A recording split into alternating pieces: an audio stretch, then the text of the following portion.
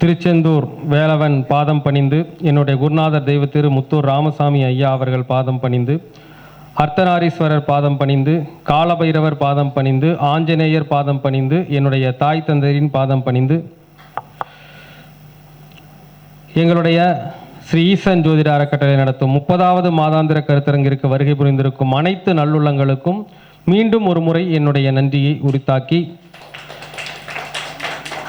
இன்று நான் பேச எடுத்துக்கொண்ட தலைப்பு கிரக சேர்க்கைக்கு பலன்களும் பரிகாரங்களும். ஜோதிட சாஸ்திரத்தில் பார்த்தீங்கன்னா இந்த கிரக சேர்க்கை அப்படிங்கிறது ரொம்ப ரொம்ப ஒரு முக்கியமான ஒரு விஷயம். நம்முடைய சித்தர் பெருமக்கள், நிறைய ஜோதிட நூல்களை எழுதிய ரிஷிகள், இவங்கெல்லாம் பார்த்தீங்கன்னா அந்த பாடல்களை எடுத்து பாருங்களேன். அவங்க பாடல்களில் செயல் வடிவத்தில் என்ன அதிகமாக குறிப்பிட்டிருக்காங்க அப்படின்னா கிரகச்சேர்க்கை தான் குறிப்பிட்டிருக்காங்க. ஒவ்வொரு இடத்துலையும் போய் பாருங்கள், அவங்க எழுதின நூல்கள் எல்லாமே கிரகச்சேர்க்கை தான். அப்போ ஒரு ஜாதகத்தில் எது யோகம் அப்படின்னா சேர்க்கை தான் யோகமே. சேர்க்கை தானே யோகம். சேர்க்கையிலே நீங்கள் பிறந்திருக்க முடியுமா? சூரியனும் சந்திரனும் இணையவில்லை என்றால் நாம் பிறப்போமா? அப்பா என்ற சூரியனும் அம்மா என்ற சந்திரனும் இணையவில்லை என்றால் நாம் பிறப்பே கிடையாது. அப்போ என்ன அர்த்தம்னா, ஒரு ஜாதகத்தில் பொதுவாக எந்த ஒரு ஜாதகம் யோக ஜாதகம் அப்படின்னா கிரகங்கள் இணைந்து இருக்கிறதா யோகமே. அப்போ ஜோதிடத்தில் யோகங்கிறது வேற ஒன்றும் இல்லைங்க, கிரக இணைவு தான் யோகம் இல்லைங்களா? உண்மையா இல்லைங்களா? கிரக இணைஞ்சா தானே யோகம். நீங்கள் பாட்டுக்கு தனியாக ஒரு கிரகம் இருந்துச்சுன்னா அது சந்தோஷத்தை அனுபவிக்கணுமா வேணாமா? அப்போ ஒரு கிரகம் இணைந்தால்தான் யோகம் அப்படிங்கிறது உண்மை. அது முன்னோர்கள் எழுதிய அந்த நூல்கள் எல்லாமே அதை தான் சொல்லுது. சரிங்களா? அப்போ இந்த கிரக சேர்க்கையில் இப்போ ரொம்ப பிரச்சனை என்ன அப்படின்னு பார்த்தீங்கன்னா எல்லாருக்குமே தெரியும். இந்த இயற்கை பாவ கிரகங்கள்னு சொல்லக்கூடியது யாருங்க? சனி, ராகு, கேதுக்கெல்லாம் நம்ம சொல்லுவோம். செவ்வாயை முக்கால் பாவி அப்படிங்கிறது சொல்கிறது வழக்கம். அதெல்லாம் ஓகேங்க. அதாவது முழு பாவிகளில் தேய்பிரை சந்திரன் வந்தாலும் கூடங்க சனி, ராகு, கேதுனாவே பயம். செவ்வாய் ஒரு முக்கால் பாவி. ஏன் செவ்வாய் முக்கால் பாவி? அவர் தேவரணியில் இருக்கக்கூடியவர் ஏன் முக்கால் பாவின்னு வச்சாங்க தெரியுங்களா? ஏன்னா தேவரணி 6 ராசிகள், அசுரணி 6 ராசிகள். மேஷம், கடகம், சிம்மம், விருச்சிகம், தனுசு, மீனம் 6 ராசிகளும் தேவரணியை சார்ந்த ராசிகள் இல்லைங்களா? அதே மாதிரி ரிஷபம், மிதுனம், கன்னி, துலாம், மகரம், கும்பம் இதுங்க அசுர அணியை சார்ந்த ராசிகள்னு சொல்கிறாங்க. இப்போது தேவரணியில் எல்லாத்தையும் சுபர்னு சொல்லிட்டோம், செவ்வாய் மட்டும் ஏன் முக்கால் பாவின்னு சொன்னாங்க? தேவரணியில் தானே செவ்வாயுடைய வீடு இருக்குது. ஏன் முக்கால் பாவின்னு சொல்கிறாங்க அப்படின்னா, செவ்வாய் ஏன் பாவி ஆகிறாதுங்களா?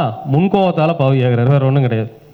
ஆத்திரம், அவசரம், முன்கோபம், இதனால தான் அந்த செவ்வாய் முக்கால் பாவியாக மாறுறாரோ தவிர அவர் இயற்கையாக தேவரணியை சேர்ந்தவர் தான். ஆனால் பாருங்கள், இந்த சனி ராகுவுக்கு மட்டும் பார்த்தீங்கன்னா என்ன சொல்கிறாங்க, ரொம்ப டேஞ்சரான பிளானட்னு சொல்லுவோம் இல்லையா? நம்ம கோச்சாரத்தில் வரும்போது கூட சனி ராகு பார்த்து தான் பயப்பட வேண்டிய ஒரு அவசியம் இருக்குது. ஸோ அந்த மாதிரிங்க இப்போ நம்ம கிரக சேர்க்கைக்கு நிறைய வெரைட்டிஸ் பார்க்க போகிறோம். அதில் அப்படியே ஒரு சின்ன சின்ன பாயிண்ட்ஸ், ஓகேங்களா, சின்ன சின்ன பாயிண்ட்ஸ் நம்ம எடுத்துக்க போகிறோம். இப்போ பொதுவாக ஒரு ஜாதகத்தில் சனி பகவானோட ஒரு கிரகம் சேர்ந்துருக்குன்னு வச்சுக்கோங்களேன், என்ன பலன்? சனி பகவானாவே என்ன பண்ணுவாருங்க? ஸ்லோவாக ஒரு விஷயத்தை ஸ்லோவாக நடக்க வைக்கப்பார், ஸ்லோ பண்ணிடுவார், தாமதம் பண்ணி தான் ஒரு விஷயத்தை நடத்தி வைப்பார். அப்போது அந்த சனி பகவான் ஸ்லோ பண்ணி தாமதமாக நடத்துகிறாருன்னா சனி பகவானுக்கென்று தனிப்பட்ட ஒரு காரகத்துவங்கள் இருக்கா இல்லைங்களா? சனி பகவான் அப்படிங்கிறவர் இந்த பிரபஞ்சத்தில் அவர் தன்மை எப்படி இருக்கும்? அவர் எப்படி ஹீட்டானவரா, சூடானவரா, குளிர்ச்சியானவர்? சனி பகவான் குளிர்ச்சியானவர் தானே சனி பகவான். அப்போ அவருக்குன்னு ஒரு நல்ல விஷயம் இருக்குது இல்லையா? இப்போது குளிர்ச்சி அப்படிங்கிறது எப்போ கிடைக்குது? இப்போது காலையிலேருந்து ஃபுல்லாக வெயில் அடிக்குது, ரொம்ப சூடாக இருக்குது. நைட் ஆனால் என்ன ஆகுது, அந்த வெயில் கமிஞ்சிருது. அதாவது சூரிய அஸ்தமனத்துக்கு பின்பு குறைஞ்ச என்ன ஆகுதுங்க, பூமி குளிர்ச்சியாக தொடங்குது. அப்போ இரவு பொழுது அதிகரிக்க அதிகரிக்க என்ன ஆகுதுங்க, கொஞ்சம் அந்த சூடினுடைய தன்மை குறைஞ்சி குளிர்ச்சி நிலையை கொடுக்கறது. அப்போது நீங்கள் ஒன்றும் இல்லைங்க, குளிர்ச்சி அப்படின்னாவே சனி பகவான், குளிர்ச்சினாவே சனி பகவான். அப்போது ரொம்ப வெய்ய காலம், பயங்கரமாக வெய்ய காலமாக இருக்குதுங்க. எல்லாம் இங்கே என்ன சார் பண்ணுறாங்க, ஒரு வேலைக்கு போகிறவங்களாம் எங்கே போய் நிற்கிறாங்க? மரத்தின் நிழலில் நிற்கின்றார்கள். மரத்தின் நிழல் தான் சனி பகவான். சரிங்களா? ஒரு மரத்தினுடைய நிழல் தான். ஏன்னா மரத்து நிழலுக்கு போனால் குளிர்ச்சி கிடைக்கும். அதுலேயும் பார்த்தீங்கன்னா வேப்ப மர நிழல் தான் சனி பகவானுக்கான முழு சக்தி கொண்ட ஒரு இடம் இல்லைங்களா? சனி பகவானுக்கு ஒரு முழு சக்தி அப்படிங்கிறது எங்கே இருக்குதுங்க? வேப்ப மர நிழலில் தான் இருக்குது. ஏன்னா சனி பகவானுக்கு உண்டான மரமே வேப்ப மரம் தான். ஏன் வேப்ப மரத்தை சனி பகவானுக்கு கொடுத்தாங்க? அந்த வேப்ப மரத்தில் தான் அதிகமான குளிர்ச்சி இருக்கிறது. நீங்கள் பாருங்கள், எவ்வளவு வெயில் அடித்தாலும் அந்த வேப்ப மரத்து நிழலில் போய் பாருங்கள், ஒரு சித்திரை வெயிலே அடிக்குது, அந்த வேப்ப மரத்தில் நிழல் போய் இன்னும் குளிர்ச்சி கிடைக்குது இல்லைங்களா? அப்போது ஒவ்வொரு கிரகத்திற்கும் கொடுக்கப்பட்டிருக்கின்ற மரங்கள் கூட அந்த காரகத்துவத்தை மையமாக வைத்துத்தான் கொடுக்கப்பட்டிருக்கிறது. அப்போ ஒரு ஜாதகத்தில் சனி பகவான் ஒரு கிரகத்தோடு இணைஞ்சிட்டார்னா எந்த கிரகம் இணைகிறதோ அந்த கிரகத்தின் மரநிலையில் நின்றால் உங்களுக்கு அது யோகமாக மாறிவிடும். உண்மையா இல்லைங்களா? சனி பகவான் தானே குளிர்ச்சி நிழல் தந்தானா? அப்போ யார் போய் ஒரு நிழல் நிற்கிறது? அதாவது எல்லாருமே ஒரு நிழலில் போய் நின்றோம்னா அப்படி கிடையாது. கிரகத்துடைய வலிமை தான். ஜோதிட சாஸ்திரத்தில் நீங்கள் எத்தனை ஜோதிட விதிகளை படித்தாலும் கிரக வலிமையை அறியாமல் எதை செய்தாலும் பிரயோஜனம் இல்லை. நாம் பாட்டுக்கு பொதுவாக சொல்லிடுவோம், இந்த கிரகம் இணைஞ்சிருக்கு, நம்ம ஒரு பரிகாரம் ஒரு மரம்னே சொன்னோம், அந்த மரத்தை நிழலில் போய் நில்லுங்க அப்படின்னு சொல்லிடுவோம். அந்த கிரகம் அவங்களுக்கு வீக்கான கிரகமாக இருந்ததுன்னா அதே நிழல் அவர்களுக்கு தோஷத்தையும் செய்யும். கண்டிப்பாங்க, உண்மையாக. அப்போ நிறைய பேர் வந்து பார்த்தீங்கன்னா சொல்கிறாங்க இல்லையா, என் வீட்டு முன்னால் வேப்ப மரம் இருக்குது, நான் ஒரு 40 வருஷமாக அங்கே தான் இருக்கேன், ரொம்ப சூப்பராக இருந்தேன், ஆனால் பையனுக்கு என்னமோ அது அந்த வீடு சரியில்லை சொல்கிறாங்களே இல்லையா? அப்போது நம்ம சுற்றி இருக்கக்கூடிய நிழலுக்கென்று ஒரு சக்தி இருக்கிறது.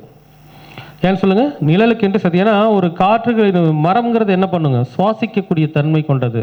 மரங்கள் சுவாசிக்குமா இல்லையா? மரங்கள் இல்லைன்னா நமக்கு சுவாசமே இல்லை இல்லைங்களா? மரங்கள் சுவாசிக்கிறதுனால தான் நாம் சுவாசிக்கிறோம். அப்போ சுவாசத்திற்கென்று ஒரு தனி சக்தி இருக்கிறது. அப்போ என்ன அப்படின்னாங்க, ஒரு ஜாதகத்தில் சனி பகவானோட ஒரு கிரகம் இணையுது அப்படின்னாலும் சரி. அதே மாதிரி அடுத்த விஷயத்துக்கு வருவோம். சனி பகவானை போலவே பலன் கொடுப்பவர் யார்? ராகு பகவான். ஏன் சனி பகவான் போலவே ராகு பகவான் பலன் கொடுக்கிறார்? இதுக்கும் நிழலுக்கும் சம்பந்தம் இருக்கிறது. இதற்கும் நிழலுக்கும் சம்பந்தம் இருக்கிறது. ஒன்று வேண்டாங்க, நம்முடைய இந்த 12 ராசி கட்டத்தில் மிதுனம், துலாம், கும்பம், இந்த 3 ராசிகளும் மகிழ்ச்சி ராசிகள். அப்படின்னு என்ன சொல்லுவாங்க, போகத்தை வழங்கக்கூடிய ராசிகள் இல்லையா? இது எல்லாம் எந்த தத்துவம்? காற்று தத்துவத்தில் தானே. காற்று தத்துவத்தில் தானே மகிழ்ச்சி இருக்கிறது. காற்று தத்துவத்தில் தான் மகிழ்ச்சி இருக்கிறது. இந்த 3 ராசிகளிலும் நடுநிலை நட்சத்திரமாக இருப்பது எது? ராகு பகவான் நட்சத்திரம் தானே. அப்போ காற்று ராசியில் உடைபடாத நடுநிலை நட்சத்திரமாக இருக்கக்கூடிய நட்சத்திரம் ராகு பகவானுடைய நட்சத்திரம். அப்போ காற்று ராசியில் நடுநிலையோடு இருக்கின்ற ராகு பகவானுடைய நட்சத்திரம். அப்போது ஒன்றும் வேண்டாங்க சார், மறுபடியும் அதே விஷயத்துக்கு வருவோம். வெயில் நிறைய அடிக்குது, எங்கே போய் நிற்கிறோம்? மர நிழல். எதுக்காக? ஒரு மன சந்தோஷத்துக்காக, ஒரு மகிழ்ச்சிக்காக, குளிர்ச்சிக்காக போய் நிற்கிறோம் இல்லைங்களா? அப்போது ஒரு மரத்தினுடைய நிழல் ராகு பகவானையும் சேரும். ஏன்னு சொல்லுங்க, அங்கே தான் குளிர்ச்சி கிடைக்குது. அப்போது ஒரு மரநிழல் என்பது சனி பகவானையும் குறிக்கும், ஒரு மலநிழல் என்பது ராகு பகவானையும் குறிக்கும். அதானே சார் மகிழ்ச்சி ராசி, அதான சந்தோஷத்தை கொடுக்குற ராசி. நம்ம எவ்வளோ ஒரு மனுஷன் எவ்வளோ ஒரு பெரிய தலைவலியாக இருந்தாலும் அவனுக்கு என்ன ஆகுதுங்க, ஒரு குளிரான இடத்துக்கு போகும்போது சொல்கிறாங்களே. இப்போ இன்னும் சொல்ல போனோம்னா, கேதுனா ஆன்மீகம், ராகுனா லவ்வீகம். உண்மையா இல்லைங்களா? அதாவது லவ்வீகம் மீன்ஸ் ஒரு என்ன சொல்கிறது, இந்த உலக வாழ்க்கையில் இருக்கக்கூடிய போகங்களை அனுபவிக்கக்கூடியது. ஒன்றும் வேண்டாங்க, வெய்ய காலம் வந்துச்சுன்னா அடிக்கடி நம்மளாம் எங்கே போகிறோம்? ஊட்டி, கொடைக்கானல் போகிறோம் இல்லையா? ஊட்டி, கொடைக்கானல் போல் குளிர்ச்சி இருக்குதா இல்லையா? ஏன் குளிர்ச்சி இருக்குது? நிறைய மரங்கள், மலைப்பகுதிகள், நிறைய மரங்கள் நிறைந்து இருக்கக்கூடிய ஒரு இடம். அங்கே போனால் என்ன ஆகுதுங்க, இயற்கையாகவே அதனுடைய மர நிழல்கள் என்ன பண்ணுது, குளிர்ச்சியை வழங்குகிறது. அப்போது நீங்கள் எந்த ஒரு டூர் போனாலும் அதுக்கு அங்கேயே அங்கம் வைக்கக்கூடியவர் ராகு பகவான் இல்லையா? அதே மாதிரி கேது ஆன்மீகம், எந்த கோவிலுக்கு போனாலும் அது கேது பகவான் இல்லையா? போகம் என்பது ராகு, அதே மாதிரி ஆன்மீகம் என்பது கேது. அப்போது நீங்கள் சொல்கிறாங்க இல்லையா, ஏன் ராகுக்கு வந்து போகக்காரகன்? சுற்றுலா போகிறது எதுக்கு போகிறீங்க? அந்த மர குளிர்ச்சிகள், அங்கே இருக்கக்கூடிய அந்த கிளைமேட் அனுபவிக்க தானே போகிறீங்க. அப்போ இதுலேருந்து என்ன தெரிஞ்சுக்கணும்னா, ராகுவாக இருந்தாலும் சரி, சனி பகவானாக இருந்தாலும் சரி, அவங்க 2 பேருமே மர நிழலுக்கு உண்டானவர்கள். சரிங்க, இது பொதுவாக. அப்போ எந்த மரத்துடைய நிழல் அப்படின்னு ஒரு கேள்வி வரும் இல்லைங்களா? இதில் என்ன நாம் இதிலும் தெரிஞ்சுக்கிறோம்னா, ஒரு ஜாதகத்தில் 2 கிரகங்கள் இணைகின்றது என்றால், அதாவது சனி பகவானோடையோ ராகு பகவானோடையோ ஏதாவது ஒரு கிரகம் இணைதுன்னா அவங்க அந்த கிரகத்திற்கான மரநிலையில் நின்றால் கண்டிப்பாக அது யோகமாக மாறிவிடும். அல்லது அந்த மரத்தை எப்பவுமே போய் தேடி கூட போட வேண்டாங்க, உங்கள் வீட்டுக்கு முன்னாலே வச்சு வளங்க. அந்த நிழல் வீட்டுக்கு முன்னாடியே வளர்த்தோம்னா அந்த நிழல் இருக்கலாம் இல்லைங்களா, அது ஒன்றும் டவுட் இது இல்லையே, ஈஸியாக இருந்துக்கலாம். அப்போது நம்ம ஜாதகத்தில் இந்த சனி பகவான் ராகு பகவான் சேர்ந்துருக்கு எல்லாருமே அந்த மரத்தை வச்சு வளர்க்கலாமான்னா அங்கே தான் ஒரு ட்விஸ்ட் இருக்குது. ஒரு ஜாதகத்தில் சனி பகவானோட ஒரு கிரகம் சேர்ந்தாலும் சரிங்க, ராகு பகவானோட ஒரு கிரகம் சேர்ந்தாலும் சரிங்க, அந்த கிரகம் லக்ன சுபராக இருந்து வளர்த்தா தான் யோகம். அதே லக்ன பாவியாக இருந்தால் உங்களுக்கு என்ன ஆகிடும், மிகப்பெரிய கஷ்டத்தையும் நிச்சயமாக வழங்கிடும். ஒன்றும் வேணாங்க சார், ஒரு ஜாதகத்தில் எப்போவுமே நம்மளுக்கு பேசி என்னென்ன பேசியே பழக்கமாகி போச்சுங்க. தோஷம் தோஷம் தோஷம், ஏன் நம்ம அதை கொஞ்சம் யோகமாக மாற்றலாமே, நம்ம பிரபஞ்ச சக்தியோடு இணைஞ்சு அதை யோகமாக மாற்ற முடியாதுங்களா? நீங்கள் பாருங்கள் சார், நிறைய பேர்த்துடைய வாழ்க்கையில் பார்த்தீங்கன்னாவே சொல்லுவாங்க, நீங்கள் அனுபவத்தில், சார் நல்லா தான் சார் இருந்துக்கிட்டு இருந்தேன், இந்த அவங்களால யோசிக்க முடியும், இந்த மரம் ஒரு நல்லா வளர்ந்து வீடு முழுக்க அது குளிர்ச்சியை தரும்போது அவங்க திடீர்னு சோர்ந்து போயிடுவாங்க, நஷ்டமாயிடுவாங்க. இதெல்லாம் நிறைய பேர் வாழ்க்கையில் நடந்திருக்கு. சொல்லுவாங்க இல்லையா, தென்னை மரம் வளர்ந்த நான் கீழே விழுந்துட்டேன், அந்த மாதிரி நிறைய விஷயங்கள் நீங்கள் பார்ப்பீங்க. அப்போ ஒரு ஜாதகத்தில் ஒரு கிரகத்தினோடு ஒரு கிரகம் ஒன்று வேணாம், ஒவ்வொரு கிரகத்திற்கும் நிழலை சொல்கிறேன். அந்த நிழலை இருந்தால் அது யோகமா இல்லையாங்கிறது நீங்கள் ஜாதகத்தை பார்த்தா சொல்லணும். சூரியன் ராகு இணைந்தால் அசோக மர நிழல், சரிங்களா? சந்திரன் ராகு இணைந்தால் வாழை மர நிழல், செவ்வாய் ராகு இணைந்தால் பாக்கு மர நிழல், சரிங்களா?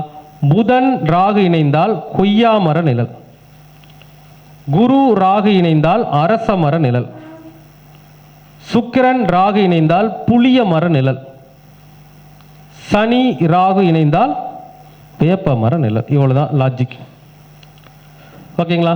அப்ப இந்த ஜாதகத்தில் யாருக்காச்சும் இந்த நினைவு இல்லாமையா போயிடும், இருக்கும் இல்லையா? அதே தான் இன்னொன்று வச்சுக்கோங்க, ஒரு ஜாதகத்தில் சூரியன் சனி இணைந்தால் அரச மர நிழல், சனி பகவானும் அதே தான். சந்திரன் சனி பகவான் இணைந்தால் வாழை மர நிழல், செவ்வாய் சனி பகவான் இணைந்தால் பாக்கு மர நிழல். இன்னும் சொல்ல போனோம்னா அந்த செவ்வாய் சனிக்கு வன்னி மர நிழல் கூட எடுத்துக்கலாம், அது ஒரு காரகத்துவத்தில் இருக்கு, சரிங்களா? அப்போ பாக்கு மர நிழல், ஏன்னா பாக்கு மரத்தை வைக்கிறதோட வன்னி மரம் குளிர்ச்சி தரும், வன்னி மர நிழல் எடுத்துக்கோங்க. அதே புதன் சனி இணைந்தால் கொய்யா மர நிழல், குரு சனி இணைந்தால் அரச மர நிழல், சுக்கிரன் சனி இணைந்தால் புளிய மர நிழல். அவ்வளோதான் விஷயம். அப்போது இந்த மாதிரி சனி பகவானோடோ ராகு பகவானோட இயற்கை பாபகிரகங்கள் என்று சொல்லக்கூடிய சனி பகவானோடோ ராகு பகவானோடோ ஒரு கிரகம் இணைகின்றது என்றால் அந்த மரத்தை வளர்த்து வருவதன் மூலமாக அவர்களுக்கு யோகம் கிடைக்குமா? கிடைக்கும். அப்போ இந்த யோகத்துடைய சூழ்நிலையை எப்படி நாம் தெரிஞ்சுக்கணும் இல்லைங்களா? அந்த போர்டில் போட்டலாமா? அப்போ தான் தெரியும். நம்ம ஒரு விடையை பொதுவாக பேசுகிறத விட, ஏன்னா ஒரு விஷயத்தை பேசுனா அது ஜோதிடம் பயிலக்கூடியவர்களும் சரிங்க, இதனால யாருக்காச்சும் ஒரு நல்ல ஒரு பெனிஃபிட்டான ஒரு நல்ல விஷயம் கண்டிப்பாக கிடைக்கணும், சரிங்களா? அப்போ இந்த இணைவின் மூலமாக நாம் எப்படி யோகத்தை பெறுவது இல்லையா? சனி ராகு குரு ராகு மாந்திரியம் பண்ணிட்டாங்க, தாந்திரியம் பண்ணிட்டாங்க, எது வேணாலும் பண்ணிட்டு போறாங்க, நாம எப்படி அதை யோகமா மாற்றலாம் அப்படிங்கிறத ரொம்ப ரொம்ப எளிமையான முறையில் உங்களுக்கு சொல்றேன்.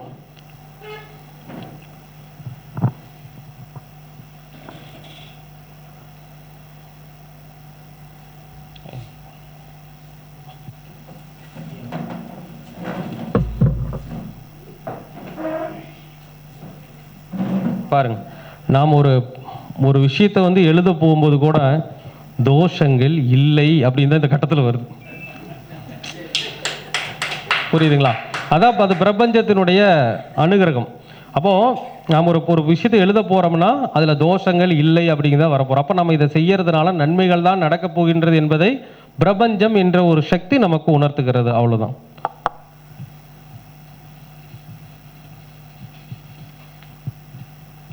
ஏன் சார் அந்த கட்டத்தில் உண்டுன்னு போட்டிருக்கீங்களே? நம்ம அந்த கட்டத்தில் எழுத போகிறது கிடையாது, எப்பவுமே நான் இந்த கட்டத்தில் மட்டும்தான் எழுத போகிறோம், அதனால பிரச்சனை இல்லை.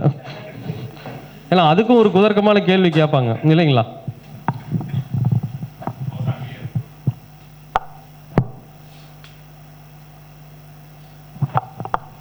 இப்போ நம்ம சொல்லிட்டோம் இல்லைங்களா, ஒரு கிரகத்தோடு சனி பகவானோ ராகு பகவானோ என்ற போது அதை எப்படி யோகமாக மாற்றிக்கொள்வது அப்படிங்கிறது நம்ம பார்க்க போகிறோம். இப்போ ஒன்றும் வேண்டாங்க சார், ஒரு லக்னம் ஒன்று எடுத்துக்கிறோம் சரிங்களா. ஒரு ஜாதகத்தில் ஒருத்தர் கன்னியா லக்னத்தில் பிறந்திருக்காங்கன்னு வச்சுக்கோங்க. ஒரு ஜாதகத்தில் கன்னியா லக்னத்தில் ஒருத்தர் பிறந்திருக்காங்க அப்படின்னு வச்சுக்கோங்க. இந்த கன்னியா லக்னத்துக்கு 2ஆம் அதிபதி யாருங்க? அதே மாதிரி 9ஆம் அதிபதி யாருங்க? சுக்கிரன். அப்போது இந்த ஜாதகத்தில் சுக்கிரனோடு ராகு இணையலாமா? முதல் கேள்வி, சுக்கிரனோடு ராகு இணையலாமா? ஜென்ரலா இணையக்கூடாது. சுக்கிரனோட ராகு வந்து ஜென்ரலாக இணையக்கூடாது. குடும்ப வாழ்க்கையில் பிரச்சனை பிரிவினைகளை ஏற்படுத்தக்கூடிய ஒரு தன்மையை கொடுக்கும்.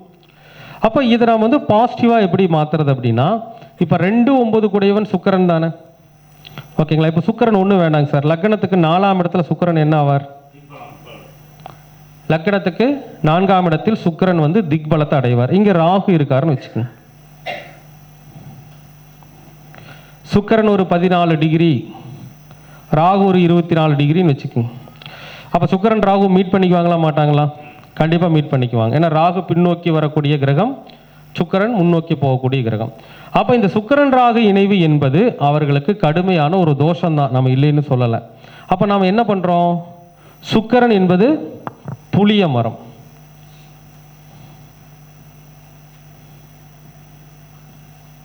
ராகு நிழல்.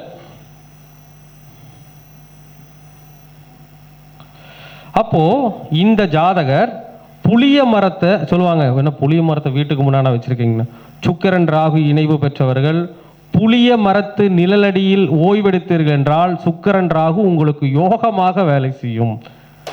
சரிங்களா? செக் பண்ணி பாருங்க. என்ன ஒன்று பொய்யெல்லாம் கிடையாதுங்க. புளிய மரம் எத்தனையோ வீட்டுக்கு முன்னால் இருக்குது, அவங்க வாழ்க்கையில் நல்லா இருக்குதான் செய்கிறாங்க. அவங்களுக்கு பார்த்தீங்கன்னா நம்ம ஒரு சில நேரத்தில் வந்து பார்த்தீங்கன்னா நமக்கே தெரியாதுங்க சார். ஏன் சார் சுக்கிரன் ராகு இணைஞ்சிருக்குது, ஏதாச்சும் வீட்டில் குடும்பத்தில் பிரச்சனைனா இல்லை நல்லா இருக்கிறம்பாங்க. ஆனால் உண்மையில் அவங்க வீட்டுக்கு முன்னால் அந்த புளிய மரத்துடைய நிழல் இருந்து அவங்க வீட்டு மேலே அடிக்கும். அப்போது சுக்கிரன் ராகு இப்படி இருந்துச்சுன்னா அவங்களுக்கு என்னதுங்க? புளிய மர நிலத்தடியில் அந்த நிழலுக்கு அடியில் இருந்தால் அது யோகமாக மாறிவிடும். ஆனால் இதே பாருங்க, எதை யோகமாக இருக்கும் எது யோகம் இல்லாமல் இருக்குன்னு ஒரு கணக்கு இருக்கு. இதே சுக்கிரன், இந்த இடம் சுக்கிரனுக்கு என்ன ஸ்தானங்க? திக்பலம். அதுவும் 4ஆம் இடத்துல திக்பலம், மறையாம இருக்கார். இதே சுக்கிரன்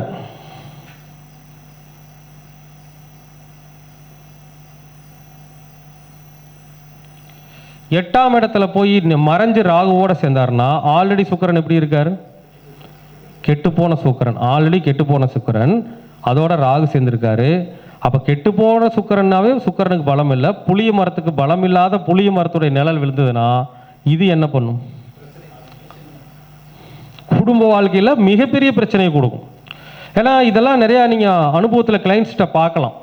அப்போ என்னென்னா இதில் இருக்கக்கூடிய அர்த்தம் என்னென்னா, ராகு இணைவு தான். அப்போ நம்ம பேசுகிறத பார்த்துட்டு சார் ஸ்பீச் பார்த்தோம், போய் பார்த்ததில் வந்து சார் சொன்ன மாதிரி நான் புளி மரம் இல்லாமல் வச்சு புளி மரத்தை வச்சுட்டு சுக்கிரன் ராகு ஜாதகத்தில் இருந்து 19 போய் வச்சு நல்லா இருந்த குடும்பத்தை பிரிச்சு விட்ட மாதிரி ஆயிரப்படுது. புரியுதுங்களா? அப்போ எந்த இடத்துலையும் ஒரு சூட்சம கணக்கில் இருக்கு. ஆனால் இதே சுக்கிரன் ராகு இணைவு நம்முடைய ஜோதிட சாஸ்திரத்தில் நாம் கண்டுபிடித்த ஒரு படைப்பில் வந்து இதே சுக்கிரன் ராகு ஒரு சில ஜாதகர்களுக்கு மிகப்பெரிய யோகத்தையும் கொடுத்துரும். 8ஆம் இடத்துல மறைஞ்சால் யாருக்கு தெரியுங்களா? தமிழ் தேதியில் 1ஆம் தேதியில் 10ஆம் தேதியில் 19ஆம் தேதியில் 28ஆம் தேதியில் பிறந்தவர்கள் அனைவருக்கும் சுக்கிரன் கெட்டு ராகுவுடன் சேர்ந்திருந்து அவர்கள் புளிய மர நிலத்தடியை உபயோகப்படுத்தினால் வெற்றியாளராக மாறுவார்கள். அது எப்படிங்க? சூரியன் என்ற ஒரு கிரகத்திற்கு வேதிகனாக வேலை செய்பவர் சுக்கிரன். அவர் கெட்டு போய் இருக்கும் போது அது என்னவா மாறிடும்? யோகமாக மாறிவிடும். அப்போ நம்ம ஜோதிட சாஸ்திரத்தில் திசைங்கிறது மட்டுமே பலன் இல்லை, விதிக்கென்று ஒரு பலன் இருக்கிறது சார். இந்த விதிகிரக சிஸ்டம்னு வச்சிருக்கிறோம். அது வந்து இன்னைக்கு அது வந்து நாம் கண்டுபிடிச்ச கண்டுபிடிப்பு தான். சூப்பராக வேலை செய்யும், 100% வேலை செய்யும். சரிங்களா? அது கிளாஸில் படிச்சுட்டு இருக்கிற மாணவர்களுக்கு தெரியும், படித்த மாணவர்களுக்கும் தெரியும். அந்த அளவுக்கு இந்த இடத்துல இந்த இணைவு அப்படிங்கிறது என்னங்க? யோகமாக யாருக்கு மாற்று, யோகம் இல்லாமல் யாருக்கு போகும்னு தெரியும். இதை இன்னொன்று விஷயத்துக்கும் இதுவே ஒரு சில பேருக்கு இன்னொருத்தருக்கு யோகம் மாற்று யாருக்கு தெரியுங்களா? சுக்கிரன் அவயோகியாக கெட்டு போயிருந்தால் மாற்றிடும். சுக்கிரன் அவயோகியாகி ராகுவோட சேர்ந்து 8ல் மறையும் போது அவங்க புளிய மரல இருந்தால் ஜெயிக்கலாம். அதே சுக்கிரன் அவயோகியாகி 4 இருந்தால் ராகுவோட சேர்ந்தா அது அது பலனளிக்காது. அப்போ ஜோதிட சாஸ்திரத்தில் இருக்கின்ற சூட்சம விஷயங்கள் நம்ம தெரிஞ்சுக்கிட்டாலே என்ன ஆயிடலாம், அதுக்கான நற்பலன்களை நம்ம நிச்சயமாக அனுபவிச்சிடலாம். சரிங்களா? சரி,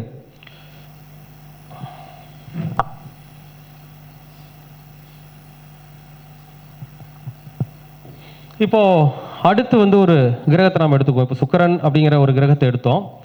இதே வந்துங்க சார் சனி பகவானோட ஒரு கிரகம் சேர்ந்துருக்கு. எப்படிங்க?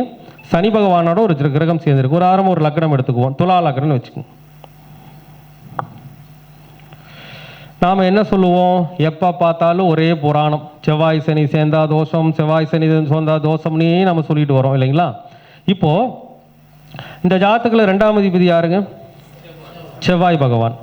4, 5 கூடையவன் யாரு? 2, 7 செவ்வாய், 4, 5 சனி பகவானுடைய ராசி. அப்போ சனி பகவான் இன்னொன்று சொல்லுவாங்க, துலா லக்னத்துக்கு 2ஆம் இடம் மாரகம், 7ஆம் இடம் மாரகம். அப்போ குடும்பம் மாரகம், மனைவி மாரகம்னா அப்போ அவங்க கூட கல்யாணமே பண்ணாம விட்டுற முடியுமா?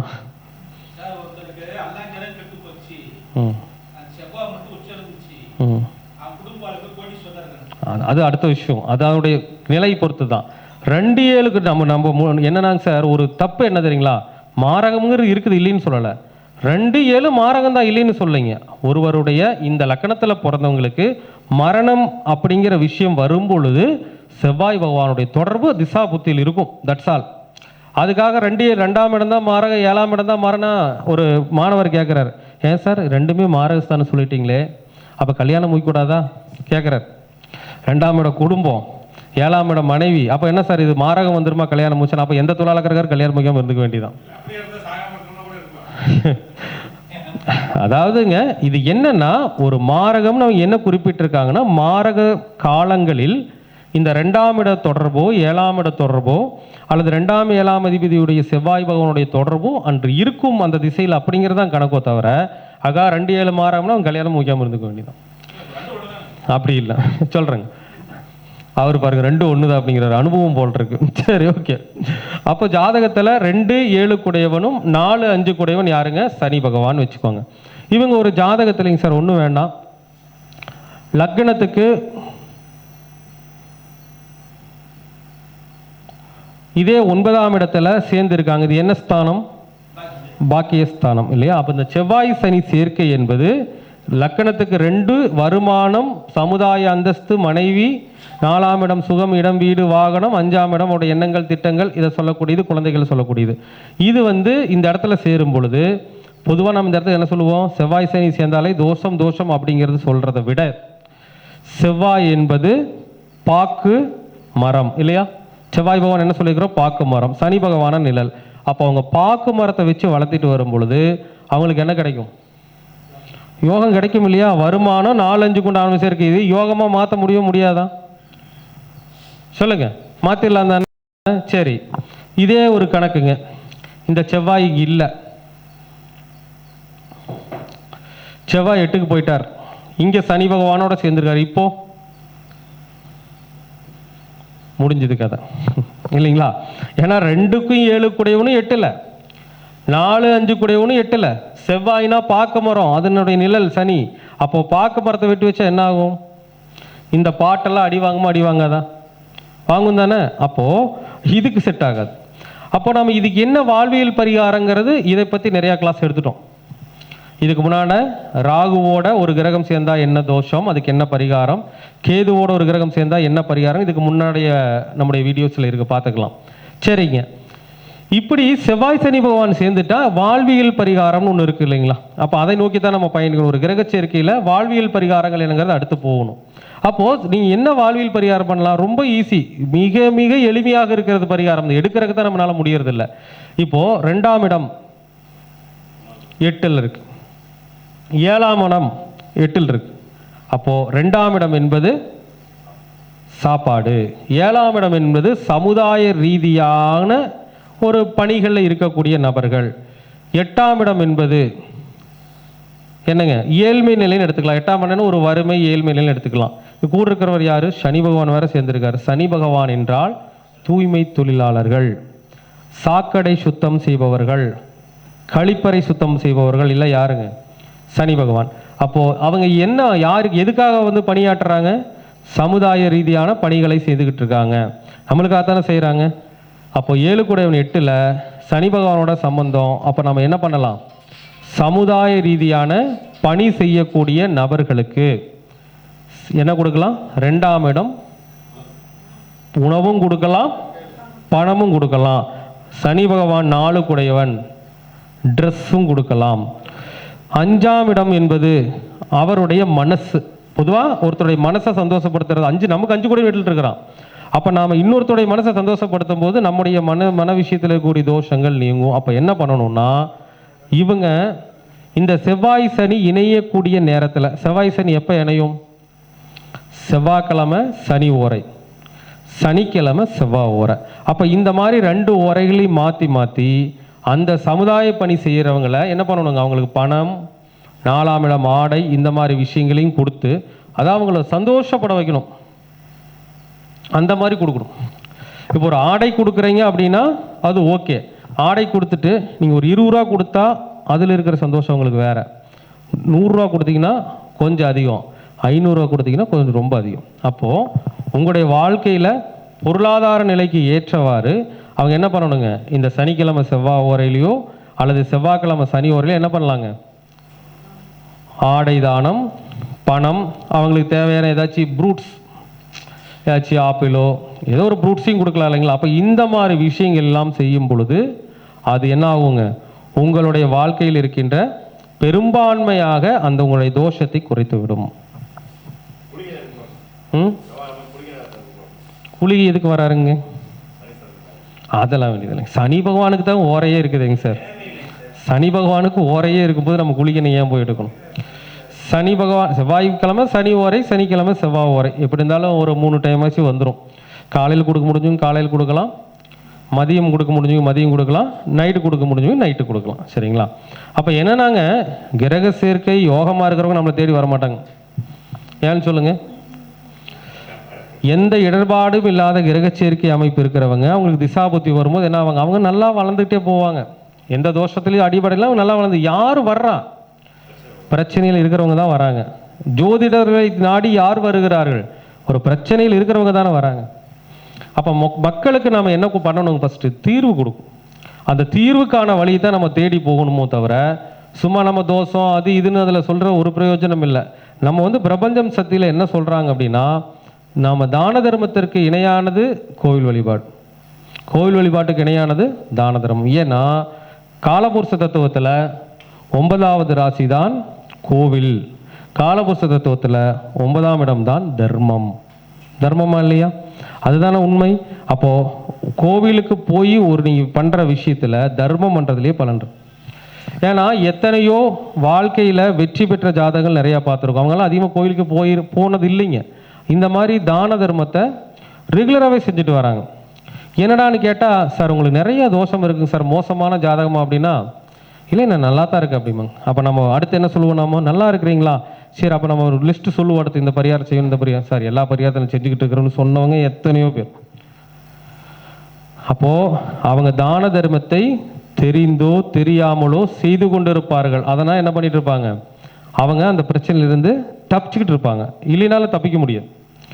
அப்போ வந்துங்க நம்ம வந்து ஒரு பரிகாரம் நிறைய வெரைட்டிஸ் இருக்குதுங்க. நான் இப்போ சொல்கிறது ஜஸ்ட்டு உங்களுக்கு புரியிற அளவில் சொல்லியிருக்கிறேன். இதில் வந்து இன்னும் பரிகாரத்தை கொண்டுட்டு போனோம்னா இன்னும் நிறைய வகையில் கொண்டுட்டு போகலாம்.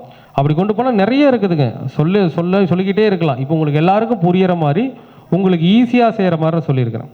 ஏன்னா இந்த செவ்வாய் சனி சேர்க்கைக்கு இன்னும் எத்தனையோ பரிகாரங்கள் இருக்கிறது, இல்லைன்னா சொல்ல முடியாது. செவ்வாய் சனிக்கு எத்தனையோ பரிகாரம் இருக்குது. இப்போ ஒன்றும் வேணாங்க. செவ்வாய்னா யாருங்க? முருகர். சீருடை பணியாளர்கள். செவ்வாய் சீருடை, சனி பகவான் அடிமை வேலையாட்கள். ஓகேங்களா? அப்போ சீருடை பணியாளர்கள் அப்படின்னா சனி பகவான் யாரும் குப்பை அள்ளுறவங்க தானே. நீங்கள் தனிப்பட்ட முறையில் எடுத்துக்கோங்க. செவ்வாய் சீருடை. அப்போ குப்பை அள்ளுறவங்க என்ன பண்ணுறாங்க? அவங்க குப்பை அள்ளுறவங்கன்னு சொல்ல வேண்டாம், தூய்மை தொழிலாளர்கள். அப்போ அந்த தூய்மை தொழிலாளர்கள் என்ன பண்ணுறாங்க? செவ்வாய்ங்கிற அவங்க சீருடையோடு தானே இருக்கிறாங்க எல்லா பக்கமும். இல்லை அவங்க வீட்டில் சொந்தமாக போட்டுக்கிற ட்ரெஸ்ஸோடு வராங்களா? அவங்களுக்கு ஒரு சீருடை கவர்மெண்ட் வழங்கியிருக்குது இல்லைங்களா? அப்போது அந்த செவ்வாய் சனி சேர்க்கை யாருக்கு இருந்தாலும் அந்த தூய்மை தொழிலாளர்கள், சீருடை அணிந்த தூய்மை தொழிலாளர்களுக்கு உதவிகள் செய்து வருகின்ற பொழுது இயற்கையாகவே செவ்வாய் சனி பகவானுடைய தோஷம் முற்றிலுமாக குறைந்துவிடும். குறையுமா குறையாதுங்களா? அப்போ என்னன்னா, நம்ம ஜாதகத்தில் நம்ம எடுக்கக்கூடிய விதத்தில் தான் இருக்கு.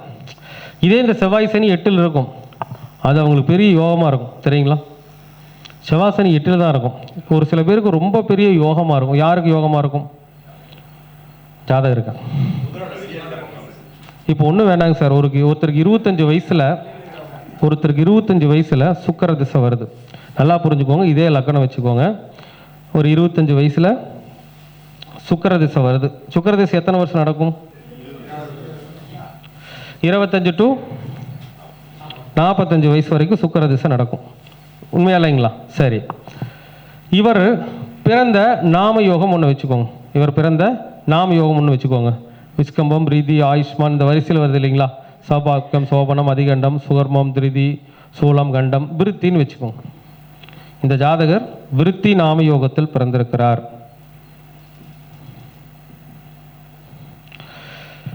இவருக்கு சுக்கிரன் எங்கே வேணா இருந்துட்டு போதுங்க, ஏதாவது ஒரு இடத்துல வச்சுக்கலாமே. உதாரணமாக சுக்கிரன் 4ஆம் இடத்துல வச்சுக்கோங்க, அவிட்டத்தில் இருக்காருன்னு வச்சுக்கோங்க. இங்கே தான் ஜோதிடத்திலேயே உள் சூட்சம கணக்குகள் இருக்கு. இப்போ இந்த சுக்கிர திசையில் அவர் ஜெயிப்பாரா மாட்டாரா? எப்படி? சுக்கிரனுக்கு வீடு கொடுத்தவனும் 8ல், சுக்கிரனுக்கு நட்சத்திரம் கொடுத்தவனும் 8ல், எப்படி ஜெயிப்பார்? நம்ம அதாவது இருங்க, நம்ம பொதுவாக சொல்கிறது என்னங்க, ஓகே, பொதுவாக பார்த்துட்டு நம்ம பாரம்பரிய ஜோதிடர்கள் சொல்லக்கூடிய விஷயம், அவங்க அவங்கள தப்பு சொல்லலை. எந்த இடத்தில் தவறு செய்கிறார்கள் அப்படின்னா, இப்போ சுக்கிரனுக்கு சில பேர் வீடு கொடுத்தவங்க வச்சு பலன் சொல்கிறாங்க, சில பேர் நட்சத்திரம் கொடுத்தவங்க வச்சும் பலன் சொல்கிறவங்க இருக்காங்க. அப்போ சுக்கிரனுக்கு வீடு கொடுத்தவனும் 8ல், சுக்கிரனுக்கு அவிட்டம் நட்சத்திரம் கொடுத்தவனும் 8ல். அப்போ நம்ம என்ன சொல்லிடுவோம்? இந்த திசை முழுவதும் நீங்கள் மிக கடுமையான கஷ்டத்தை அடைய போகிறீர்கள், வாழ்க்கையில் ஒரு பெரும் பிரச்சனையை சந்திக்க போகிறீர்கள் அப்படிங்கிறத நம்ம சொல்லிடுவோம். 25 வயசில் இந்த சுக்கிர திசை வரும், 45 வயசு முடிவிற்குள்ள அவன் பல கோடி சம்பாதிச்சிடும். எப்படி சம்பாதிப்பாங்க? அவங்க எப்படி சம்பாதிப்பாங்கன்னா, இந்த இடத்துலையே அதுக்கு தான் சுக்கிர திசைன்னு எழுதுன, விருத்தி நாம யோகம்னு எழுதுன. ஒரு ஜாதகத்தில் சுக்கிர திசை நடக்கின்ற பொழுது அந்த திசைக்கு வேதகனாக செயல்படக்கூடியவர் யார் என்றால் சனி பகவான். யாருங்க?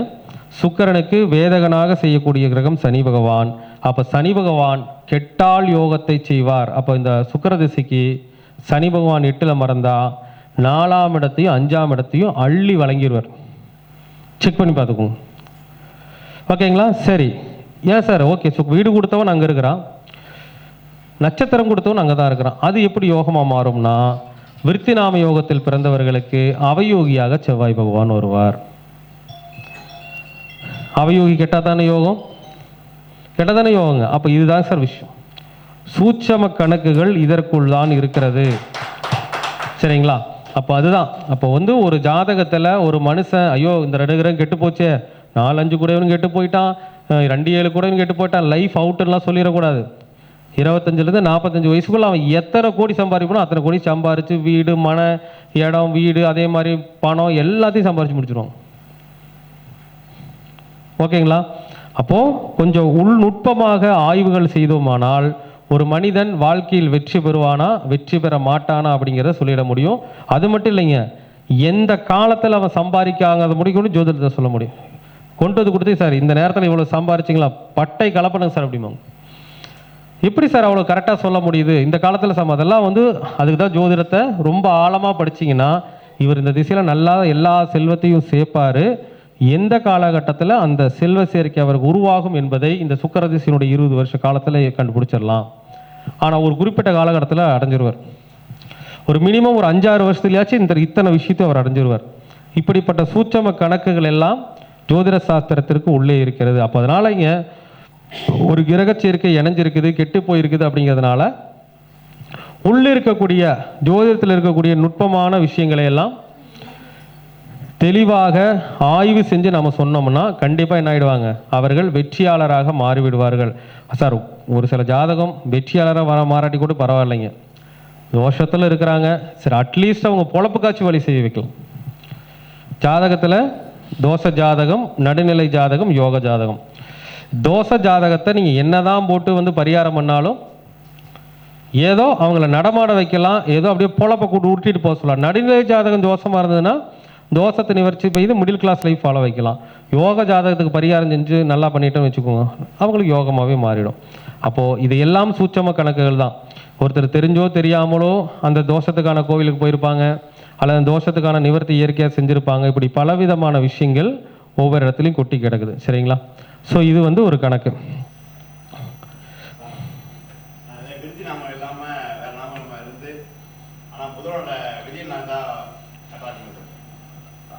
அது விதி பிரகாரம் அதெல்லாம் இவங்களுக்கு சொன்னால் கொஞ்சம் கன்ஃபியூஸ் ஆகும். நல்லா படித்தாங்கன்னா தான் புரியும்.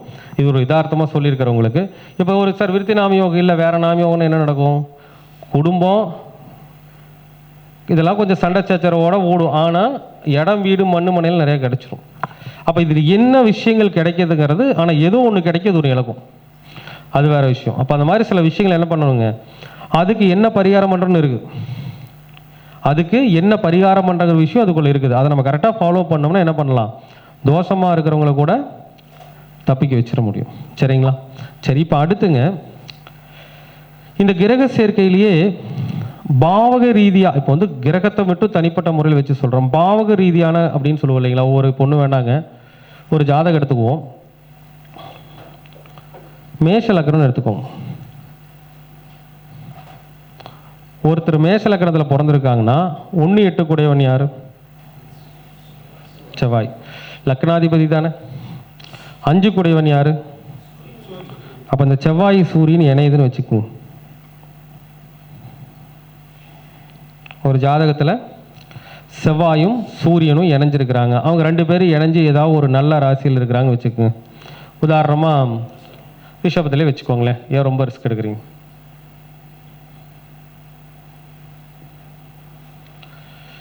அப்போ இந்த செவ்வாய் சூரியன் இணைவு, சரிங்களா? இப்போ 2 கிரகமே யாருங்க? ஒருத்தர் லக்னாதிபதி, இன்னொருத்தர் 5 கூடையவர். 2 பேர் எங்கே இருக்காங்க? தனஸ்தானத்தில் இருக்காங்க.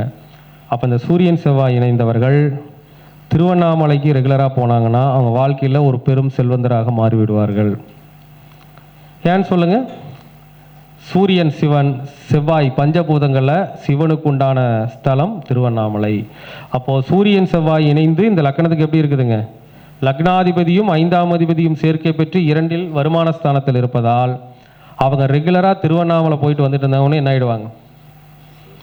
செல்வ செழிப்பை நிச்சயமாக அடைவார்கள். இதில் என்னென்னா, செவ்வாயோ சூரியனோ, செவ்வாய் முதல்ல என்ன ஆகிருக்கக்கூடாதுங்க, லோ டிகிரிக்கு போயிருக்கக்கூடாது, அல்லது அவயோகியாக இருக்கக்கூடாது. அந்த மாதிரி ஒரு அஸ்தமனமான கூட கொடுத்துருவாருங்க. ஏன்னா 5ஆம் அதிபதி தானே, அவர் தானே இவர் அஸ்தமிக்கிறார்.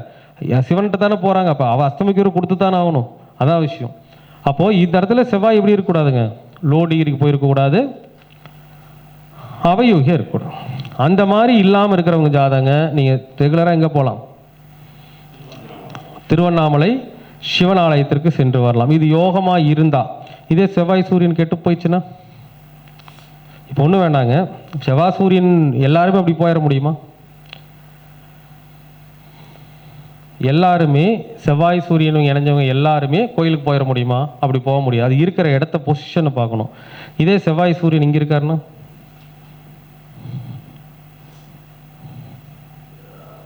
இப்போ சொல்லுங்க, போனால் என்ன ஆகும்?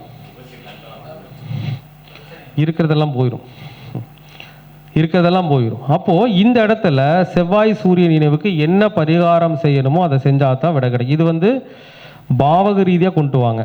லக்னம் தலை, லக்னம் என்பது தலை, 5ஆம் இடம் என்பது வயிறு அல்லது நம்ம மனம்னு வச்சுக்கோங்களேன். அப்போ 1ஆம் இடம் என்பது தலை, 5ஆம் இடம் என்பது மனசு, 8ஆம் இடம் என்பது கெடுதல்னு அர்த்தம். அப்போ யாருங்க, யாருக்கு வந்து மனசு மூளைக்கெடும்? மனநிலை பாதிக்கப்பட்டவங்க. அப்போ மனநிலை பாதிக்கப்பட்டவங்களுக்கு என்ன பண்ணணும்? செவ்வாய்க்கிழமை சூரிய ஓரையிலையோ, ஞாயிற்றுக்கிழமை செவ்வாய் ஓரையிலையோ எங்கே பார்க்குறாங்க? 2ஆம் இடத்தை பார்க்குறாங்க. அப்போ அவங்களுக்கு அந்த ஆசிரமங்களுக்கு உணவளிக்கிறது, இந்த மாதிரி பரிகாரத்தை செய்யலாம். அதே மாதிரி இந்த பார்க்குற ராசி பொருள் ராசி என்ன பண்ணலாம்? அவங்களுக்கு செவ்வாய் யார்? இந்த போர்வை இந்த மாதிரி, அதே மாதிரி இது பொருளுங்களால் ட்ரெஸ்ஸு மாதிரி அந்த மாதிரி விஷயமெல்லாம் பண்ணலாமா? முடியாதுங்களா? அப்போ இந்த மாதிரி இருந்துச்சுன்னா அந்த மாதிரி மனநிலை பாதிக்கப்பட்ட ஆசிரமங்களுக்கு இந்த மாதிரி உணவு, போர்வை, துணிமணிகள் இதை கொடுக்கலாம் இல்லைங்களா? கொடுக்கலாம் முடியாதா? கட்டாயமாக கொடுக்கலாம். அப்போ அதாங்க சார். அப்போ இங்கே செவ்வாய் சூரியன் இணைந்து நன்றாக இருந்தால் திருவண்ணாமலை, சந்திரன் சூரியன் இணைந்து நலமுடன் இருந்தால் ராமேஸ்வரம். ஏன் சார் ராமேஸ்வரம்? ராமேஸ்வரத்துக்கு எப்போ போகணும்? சூரியன் சந்திரன் எப்போ இணைவாங்க? அமாவாசை அன்னைக்கு போகும். அதாவது சூரியன் சந்திரன் இணைஞ்சு நல்ல ஸ்தானத்தில் இருந்தால் அவங்க சொல்லுவாங்களே, என்ன சொல்லுவாங்க? சூரியன் சந்திரன் சேர்ந்தாலே அமாவாசை, அந்த அன்னைக்கு சந்திரனுக்கு பவர் இருக்குமா?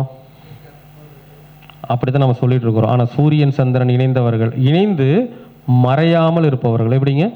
ஒரு ஜாதகத்தில் சூரியனும் சந்திரனும் இணைந்து மறைவு பெறாமல் இருப்பவர்கள் அமாவாசை என்று ராமேஸ்வரம் போயிட்டு வந்தீங்கன்னா கண்டிப்பாக பலன் உண்டு. ஏனென்றால் அமாவாசை அன்னைக்கு ராமேஸ்வரத்தில் உங்களுடைய தாய் தந்தையர் வருவார்கள், இறந்து போனவர்கள், இறந்தவங்களுக்கு சொல்கிறேன், அவங்களுடைய ஆஷு உங்களுக்கு கிடைக்கும். அதனால் சூரியன் சந்திரன் அஞ்சு வச்சு அமாவாசை தினத்தில் பிறந்துட்டாங்க அப்படிலாம் நினைக்க வேண்டாம். ஜாதகத்தில் சூரியன் சந்திரன் நினைச்சு மனையாமல் இருந்தாலே ராமேஸ்வரம் போனால் யோகம் உண்டு, சிவபெருமான் தருவார். அதே மாதிரி ஒரு ஜாதகத்தில் சூரியனும் புதனும் இணைந்து ஜாதகத்தில் நல்லா மறையாமல் இருக்காங்கன்னா காஞ்சி ஏகாம்பேஸ்வரர் கோயிலுக்கு போயிட்டு வரணும். ஏன்னால் சிவன் கோவில், அது பஞ்சபூதத்தில் புதன் ஸ்தலம். ஒரு ஜாதகத்தில் சூரியனும் குருவும் இணைந்து ஜாதகத்தில் மறைவு பெறாமல் நல்லா இருக்காங்க அப்படின்னாங்கன்னா அவங்க எங்கே போகணும்? சிதம்பரம் நடராஜர் கோவிலுக்கு போகணும்.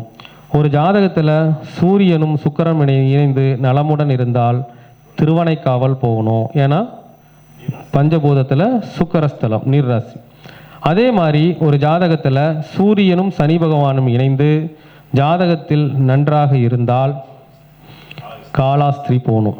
ஏன்னா அது பஞ்சபூத ஸ்தலங்களில் சிவனுக்கு உண்டான காற்று ஸ்தலம். ஐயோ சூரியன் சனி அணைஞ்சிட்டாரு, சூரியன் சனி அணைஞ்சிட்டாரு, ஒத்து வராது, ஒத்து வராமல் எல்லாம் போகாதுங்க. அதுக்கு தான் சிவன் அங்கே உட்காந்துருக்காரு, வாங்கடான்ட்டு போனோம்னா பலன் கிடைக்கும். அதுக்காக சூரியன் சனி எப்படி இருக்கணுங்க? லக்கண சூப்பராகவும் இருக்கணும், நல்லாவும் இருக்கணும். ஒருவேளை லக்கண அசுபராக இருந்தால் மறைஞ்சு போனால் போகணும். இப்போது நம்ம ஒன்றும் வேணாங்க, சூரியனும் சனி பகவானும் எந்த லக்கணத்திற்கு கடுமையான பாவியாக வருவாங்க? சூரியனும் பாவியாக வரணும், சனி பகவானும் பாவியாக வரணும். அந்த மாதிரி ஏதாச்சும் ஒரு ராசிகள் சொல்லுங்க பார்க்கலாம். மீன லக்கணம். ஆனால் ஒன்று கணக்கு வச்சுக்கோங்க, மீன லக்கணத்துக்கு 6 குடையவனும் சூரியன், 12 குடையவன் 11, 12ஆம் இடம் விரயஸ்தானம், இன்னொரு ஸ்தானம் சுபஸ்தானம் இல்லை. யாருக்கு இந்த சூரியன் செவ்வாய், இந்த சூரியனும் சனி கெட்டவருங்க? வேலை பார்க்குறவங்களுக்கு, அதாவது தொழில் பண்ணுறவங்களுக்கு. 6ஆம் இடம் வேலை பார்க்குறவங்களுக்கு நல்லவங்க தான், தொழில் பண்ணுறவங்களுக்கு 6ஆம் இடம் கெட்டு போகும்னு அர்த்தம். அப்போ ஒன்றும் வேண்டாங்க, இந்த ஜாதகத்தில் 6ஆம் வீட்டுக்கும் 12ஆம் வீட்டுக்கும் உண்டான சனி செவ்வாய், சரி சனியும் சூரியனும் 8ல் இருக்கிறாங்கன்னு வச்சுக்கோங்க. அப்போ விரயத்துக்கு உண்டானவர் 8க்கு போயிட்டாரு, வேலைக்கு உண்டானவர் 8க்கு போயிட்டாரு. வேலை பார்க்கல, தொழில் பண்ணுற ஜாதகர்னு வச்சுக்கோங்க. இவங்க லக்கண பாவிகதான கெட்டு யோகத்தை கொடுப்பாங்க. என்ன பண்ணுவாங்க? கெட்டு போய் யோகத்தை கொடுப்பாங்க. அப்போ இந்த ஜாதகர் எங்கே போயிட்டு வரணும்? காலாஸ்திரி போயிட்டு வரணும். புரியுதுங்களா? அப்போ ஒவ்வொரு இடத்துலையும் அது இதே ஒரு வேலை பார்க்குறவங்களுக்கு போச்சோன்னா ஒத்து வருமா? 6ஆம் அதிபதி 8ல் நீச்சம், உச்சகிரகத்தோடையே சேர்ந்தாலும் இந்த இடத்துல என்ன ஆயிடுறாரு? 8ங்கிறது மறைவு தான். அப்போ நம்ம பாட்டுக்கு நம்ம சாதகர் பார்த்துட்டு போயிட்டு நான் காலகஸ்தி போயிட்டு வந்தோம் எனக்கு வேலை போயிடுச்சுன்னு சொல்லக்கூடாது. எந்த இடத்தில் எந்த தெய்வ வழிபாட்டை செய்தாலும் அது கிரகங்களுடைய வலிமைப்படி எப்படின்னு பார்த்து செஞ்சால் தான் என்ன கிடைக்கும்? அதற்கான விடை என்பது கிடைக்கும். சரிங்களா? அதனால் முதல்ல உங்களுடைய ஜாதகத்தில் எந்த கிரகம் யாரோடு சேர்ந்திருக்கிறது, அந்த கிரகம் உங்களுக்கு யோகமாக அமைந்திருக்கிறதா, அப்படி யோகமாக அமைந்திருந்தால் என்ன செய்வது, ஒருவேளை யோகமற்று அமைந்திருந்தால் அந்த கிரகத்தை எப்படி நல்வழிப்படுத்துவங்கிற விஷயத்தை நீங்கள் ஒவ்வொருவரும் சரியாக தெரிந்து கொண்டால், அதாவது எப்படி ரூட்டுங்கிறத நான் காமிச்சிட்டேன். இனிமேல் எடுத்து செய்ய வேண்டியது உங்கள் கையில் தான் இருக்குது. இதில் ஒரே ஒரு விஷயம்னா கொஞ்சம் ஜோதிடத்தை கொஞ்சம் ஆழமாக படிச்சிங்கன்னா போதும், வேற ஒன்றும் பெருசாக ரிஸ்கெல்லாம் ஒன்றும் கிடையாது. சரிங்களா? அதனால் ஒவ்வொருவரும் இந்த ஜோதிடத்தில் இருக்கின்ற இந்த கிரக இணைவினுடைய தோஷத்தை உங்களுக்கு சாதகமாக மாற்றி இந்த பிரபஞ்சத்தின் துணையோடு இறைவனுடைய ஆசையோடு உங்கள் வாழ்க்கை ஒவ்வொருவருடைய வாழ்க்கையும் ஒரு உயர்ந்த வாழ்க்கையாக அமைய வேண்டும் என்று கூறி என்னுடைய இந்த சிற்றுரையை நிறைவு செய்து கொள்கின்றேன். நன்றி, வணக்கம், வாழ்க வளமுடன்.